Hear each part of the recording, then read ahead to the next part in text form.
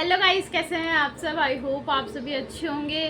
तो आज हम बात करेंगे उन गलतियों के बारे में जो आप सभी करते हैं और जो मैंने भी की थी, पर उन गलतियों से बच करके जब आप आगे बढ़ जाते हो, उन गलतियों को नहीं दोहराते हो, तब आप सिलेक्शन के रास्ते पर निकल जाते हो।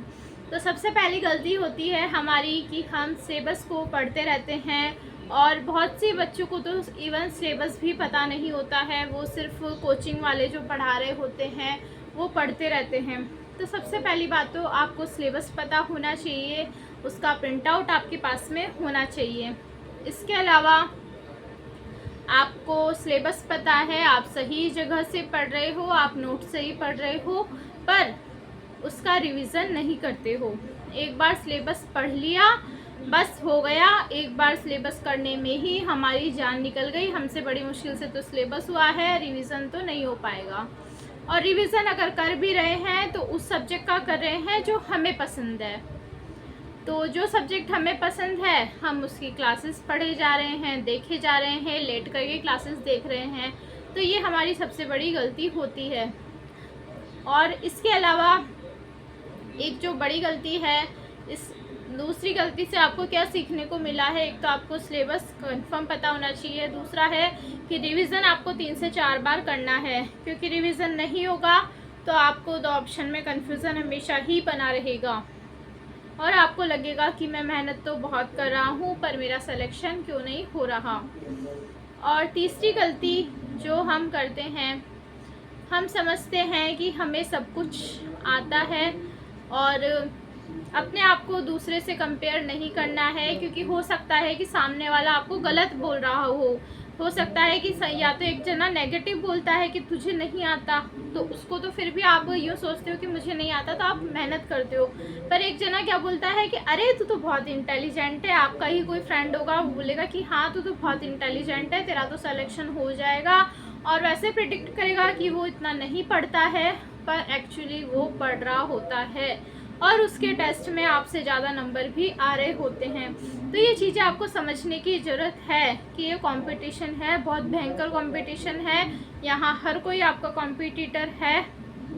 तो उन टॉप लोगों में आने के लिए, सिलेक्शन पाने के लिए आपको एक एक अपना स्टेप बढ़ाना पड़ेगा। जैसे कि कोई बोलेगा कि लाइब्रेरी से 8 बजे ही चल जाते हैं, खाना खा करके मस्त सो जाते हैं या फिर रात को मूवी देख लेते हैं, पर नहीं, आपको 8 बजे नहीं आना है, आपको 9-10 बजे आना है। अगर आपको 8 बजे आना है तो आप खाना खा करके वापस लाइब्रेरी चले जाएं। अगर आपके लाइब्रेरी में ऐसी सुविधा है कि वो रात को भी खुलती है तो बॉयज़ तो जा ही सकते हैं, और गर्ल्स भी अगर आपके साथ में 2-4 गर्ल्स हैं तो आप भी जा सकते हैं, या फिर आप अपने रूम पर भी पढ़ाई कर सकते हैं। कहने का मतलब यह है कि दूसरों से ज़्यादा पढ़ना है आपको और हमेशा टॉप करने की सोचना है, और ऐसा नहीं सोचना है कि मुझे ये सब्जेक्ट नहीं आता तो मैं कैसे टॉप कर सकता हूँ। आप सब कुछ कर सकते हो, आपके अंदर सारी खूबियाँ हैं।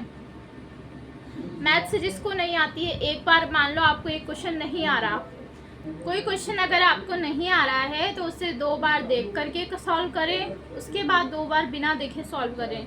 मेरी गारंटी, अगर आप किसी क्वेश्चन को 4 बार सॉल्व करके देखेंगे तो आपको आएगा ही आएगा। तो ये छोटी छोटी चीज़ें हैं कि आपको हर सब्जेक्ट में 10 नंबर बढ़ाने हैं, और ऐसे 5-10 नंबर करते करते आप जो सिलेक्शन से चूक रहे हो वहाँ आपका सिलेक्शन हो जाएगा। और सबसे इम्पॉर्टेंट चीज़, रॉन्ग क्वेश्चंस पर हम ध्यान नहीं देते हैं।